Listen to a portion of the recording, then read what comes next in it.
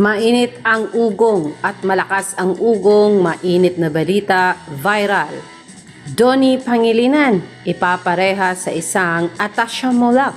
Nako, kung kaya ba nagkaroon ng last movie for now si Donnie and Belle kasi nga daw po ipi-pair up ang isang Donnie Pangilinan kay Atasha Mollak.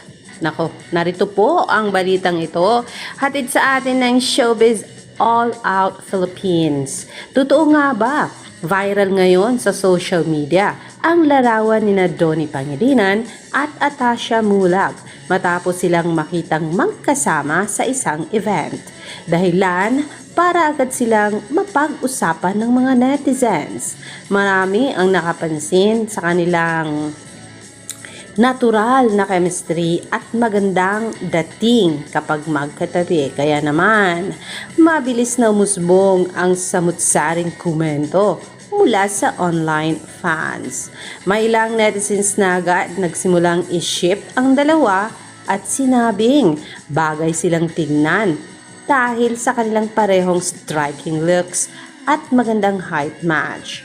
Ayon sa ilan, they make a handsome pair at showbiz royalty with good genes na lalo pang nagpasiklab sa usapan online. Hindi rin naiwasan ng ilan na idikit ang pangalan ni Belle Mariano sa usapan kung saan may mga nagbiro at tila si Atasha na raw ang pamalit kay Belle para kay Donnie. May ilan namang agad dumipensa sa tambalang Don Belle at nagsabing kay Belle pa rin ako na nagpapakitang matatag pa rin ang suporta ng kanilang fans. May mga netizens din na mas tumingin sa professional angle ng issue.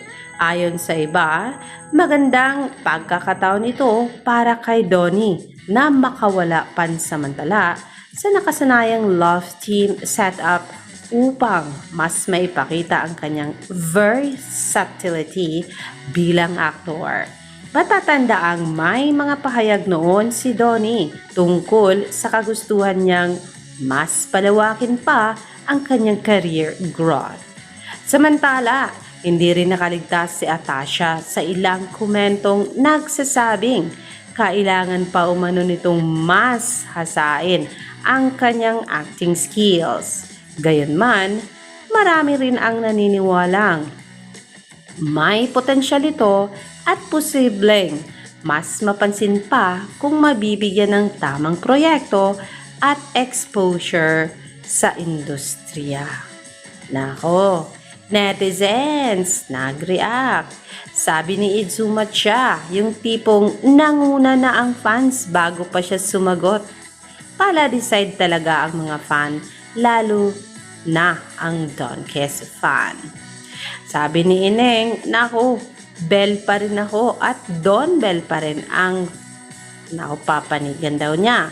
Marimona Lidasin or Lidasan Datukari. Tama, sabi nilang dalawa, wala munang love team, kaya focus sa growth of their lives. Tapos ngayon, making love team sa iba. Tayo na lang mga fans ang pinaglaruan nila. So medyo may inis po siya doon. So kung ikaw ang tatanungin,